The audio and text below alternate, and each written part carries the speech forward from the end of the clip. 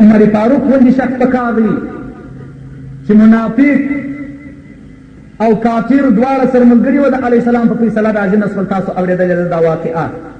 راغل د حضرت عمر فاروق دروازه یې وټکول. دی چې ورته راووتې ول دغه منافق ځان یې مسلمان بلئ ول د علیه السلام په فیصله باندې راضي نه سو. حضرت عمر فاروق ول زه یې پلا کور ته ځم بېرته راوځم. چې ولاړ یې کور ته توره یې راواخیستل چې راووتې ول الله اکبر سر یې د تنم څخه ول جلا کړي ول هکذا دغه زما فیصله ده خلاص. په کفارو کې خو وژل نشته، دا قصاصول دا پدارول لاس پرې کول دا په کفارو کې نشته، ځکه وایي هغه بشردوسته دي، مرګ نه کوي. په اسلام کې مرګ شته، په اسلام کې قصاص شته، په اسلام کې وینه تویول د مخالفینو شته، په اسلام کې شهادت شته. اسلام دا قرآن وایي حدیث وایي چې ځان به هم وژنې په دفاع کې د دین و د اسلام و د وطن و د ملت. اسلام و کتاب و قرآن وایي چې که سړي مړی وکړي او ثابت سو هغه به قصاصیې وژنې بیا، که سړی مرتد سو راولاړیې بیا وژنې بیا، په عام محضر کې بیا قتلوې. په اسلام کې قتل شته، په کفر کې نشته. د کفر قانون چې دلته راغلی دی موږ یو مرګ هم نه دی لیدلی پلانکی سړی یې په در پلانکی سړی یې مرګ. هر سړی هر شخص کولی شي چې هر شي ته یې خیال شي هغه کوي. زموږ زړونه مسخه سوي دي، د دنیا عشرت پر سر باندې اخیستی یو. بنګلو ته مو ګوره، ژرو برېتو ته مو ګوره، تلویزیون و ویډیو ته مو ګوره، ښځو و سړو ته مو ګوره، واده ته مو ګوره. دا ګرد شیان په موږ کې شته. ما واورېدل چې نران هم اوس ځي، لکه ښځې چې سرونه تونې کوي نران هم ځي خپل ځانونه سینګاروي. په بازار کې یې داسې ځایونه شته چې د واده ورځې وي، زوم ورولي، هلته مخ ورغوړوي، مخ یې ورصفا کوي او ورته وایي چې یو شبه روز بل منځونه نه کوي او نه به مخ په اوبو باندې پرېوي. دا زموږ ودونه دي، په مردارۍ باندې یې ولوي.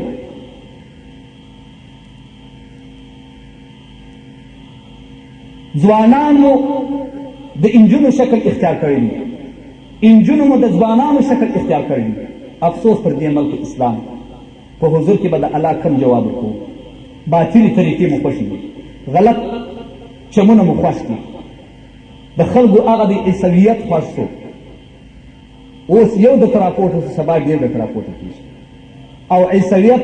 اشاعت روان وي. داسې نه دی چې دغه یو سړی په اسلام کې هغه دی واوښتي د اسلام څخه عیسوي سو، اشاعت د عیسویانو روان. خدای تعالی عز وجل په قرآن عظیم شان کې فرمایي کم څوک مرتد سو د خپل اسلامي دین څخه واوښتي فیموت وهو کافر او په هغه دین کې مړ سو، دا کافر مړ سو. الله وایي فاولئک حبطت اعمالهم، خدای وایي د دغو کسانو چې دا مرتد سوي دي د دې اعمال حبطه کړل پروردګار عز وجل فی الدنیا والآخره، په دنیا و آخرت کې دی خسیر دنیا والآخره وګرځېدلی. اولئک اصحاب النار، الله وایي دغه خاوندان د دوزخ دي او دوی په دوزخ کې د همیشه دپاره. دا زموږ ملک دی چې زموږ انسانان د اسلام د دین څخه د کافرانو وجل ته ور او هغه وایي ما خو پخپله نه لیدلی او نه په راډیو کې اورېدلی، د بل د قوله څخه وایم چې هغو آلات راته راوړي دي. هغه وایي چې هغه د ټولې دنیا د ملکو د خدای نه اعوذ بالله چې هغه صدر بوش دی، که دغه زما سره کومک نه وی کړی زه به په دار سوی وای، زه به مړ سوی وای. هغه کومک ورسره وکړي. د هغه د اجازې بغیر د قرآن کریم و حکم ته نه ګورو، نه قاضي ګوري، نه پاچا ګوري، نه امیر ګوري، نه ملا ګوري. یو ځای ته ولاړلم، تور کالي مې اغوستې وه، توره لنګۍ مې تړلې وه، په توره جامه کې ولاړم. ته ګورم په یو ځای کې علمای غیران ناست وه، یو علمای کرام دي، یو علمای غیران دي چې وغیران ته ایمان قطعا نه لري. دا ناست وه، ښه ډېر ناست. نو مې په دروازه کې سلام ورته واچاوه، مال علمای کرامو ستړي مه سئ تاسو ټول په یوه ضربه باندې. دا یو چې راوتی ور پلانکي ځای کې غونډه ده، د مواد مخدرو په هکله باندې غونډه ده، راځه راسره ولاړ شي. مال ته زما جامې و قیافې ته وګوره، زما رنګ و شکل، تاسې ملایان یې غوښتي یاست، علمای کرام یې غوښتي یاست، زه په توره جامه کې یو امیش یم، نو زه به ستاسې سره څنګه ولاړ شم؟ د مواد مخدرو وغونډې ته تاسې ورځئ هلته خپلې غوښې وریجې وخورئ یو څه پیسې به هم په پاکټ کې یا $10 یا $15 یا $10 در واچي تاسې ورځئ د مواد مخدرو په هکله باندې کافران څونه خبرې کوي او څونه کوششونه کوي د شرابو دا به مو نه اورېدلي او سر د مواد مخدرو شراب اولین خراب شی شراب دی که چا د کافر د ملک څخه واورېدل یا د کافرانو څخه یې واورېدل چې شراب دې بند سي شراب دې نه وي بیا نو مواد مخدر چې یاد کړي بلکل یې مه ورسره منو او که مواد مخدر شراب نه یادوم مواد مخدر یادوم په دې کې مې خپله ګټه و نفع ده ملایان راولم زما په خدای باندې قسم که زه یا غونډې ته ورسم یا یو مجلس ته ورسم ځکه هغه مجلس باطل هغه مجلس نجس هغه مجلس کې چې هغه خلک ناست هغه نجس وګورئ تاسې په تلویزیونو کې ملایان لیدلي وي په جلسو کې به مو لیدلي وي د بیرې څخه نه ورځم چې ته ودرې زه بیریږم ما به یو څو خبر کې بیا د تلویزیون په پرده کې رانسم زما خوښ دی چې زه د تلویزیون په پرده کې راسم خلک مې وویني مګر زما وجدان و ایمان دغه د باطل ځای نه خوښوي چې دغه د باطل ولاړې ته زه ولاړ شم ستاسې په ژوند به ونه وینئ چې زه به په داسې غونډو او مجالسو کې چې هغه علمای غران ناست وي ایمانونه یې درګېډه کړي وي او د مواد مخدرو په باب باندې به فلانکی مولوي صاحب خپله علمي وینا وړاندې کړي هغه چې پورته سي قال الله قال رسول وایي مواد مخدرو تاریاکو چرسو دا شانتې دي دا په اسلام کې ناروا دي دا قطعا وجود نه لري په مذهب او په پوهېږو نه چې په قاضیخان تاوا کې د دې تاریاکو کم باس راغلی وي پر څنګه طریقه باندې راغلی بس د کافرانو د خوښۍ مطابق عالم د هغه پر لار باندې ځي خلاص ځکه په مقابل کې د یو څوک وي سوچ ما تاسو ته وویله چې علما د 500 افغانۍ دپاره اتڼ کوي که تاسې غواړئ زه درته راولم دا مسجد ته په دا حجره کې به یې غواړئ اتڼ په وکړو هر څوک چې غواړي داسې ملایان ما ته رامعلوم دي چې ویې ګورې کې اتې ته چارخولې هم ورکړې وي ګردۍ لنګوټه یې هم تړلې وي سپین جامه یې هم اغوستې وي یو ځای امامت کوي او پر منبر باندې ناست قال الله قال رسول هم درته وایي خلاص او ما هم یادوي وایي ته د یو چا سره پیوند چې دا خبرې کوي موږ ولې نسو کولی زه ورته وایم چې ای مولوي صاحب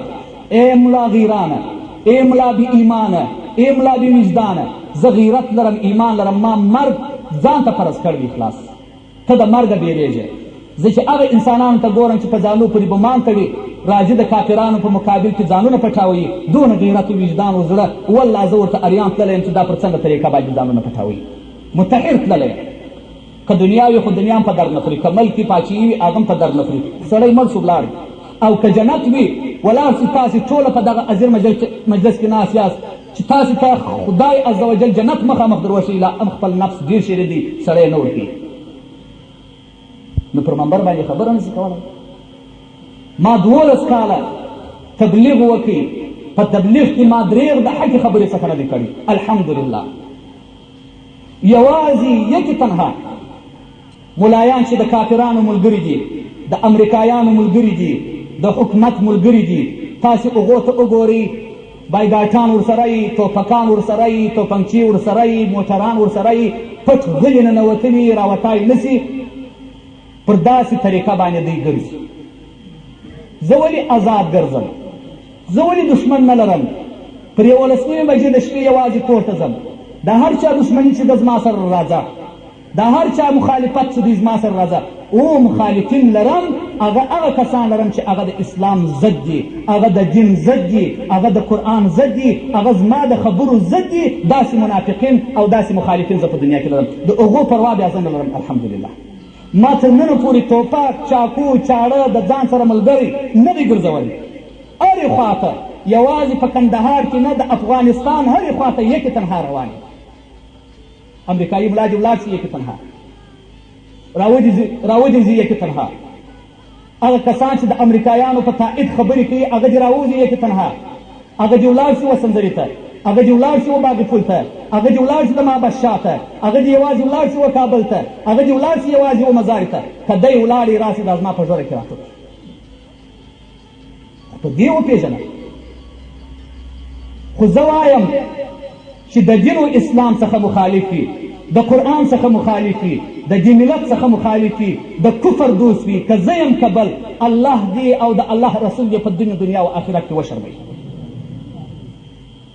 پر منبر باندې وایم که به زه د خدای بنده یم هغه علما هغه ملایان چې د هغو غیرت، د هغو وجدان، د هغو ایمان هغو د پښو لاندې کړی دي، پروردګار عز وجل د دغه پاک اسلامي ملک څخه تباه او خراب وګرځوي. خدای تعالی عز وجل دې محروم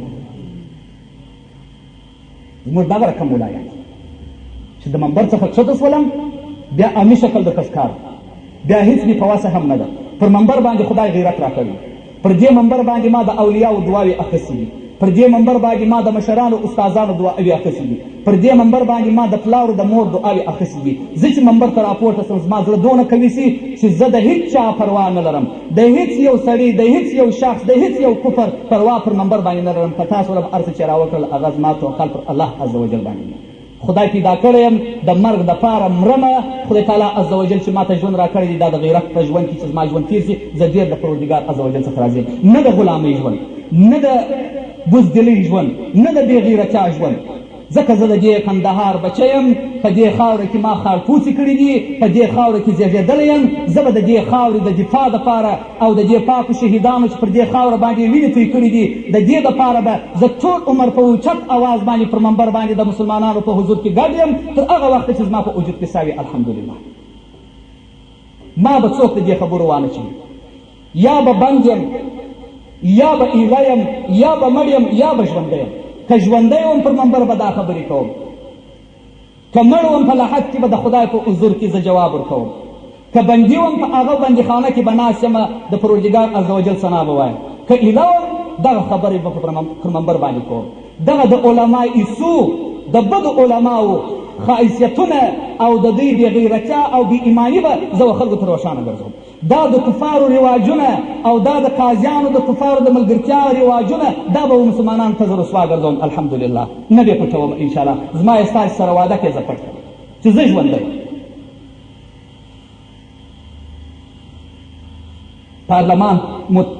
پارلمان مو جوړ کړي. ډېره بده خبره ده چې ما یو چا ته وکړله، ځکه تاسې په تاسو کې شته چې رایه یو چا ته ورکړې ده.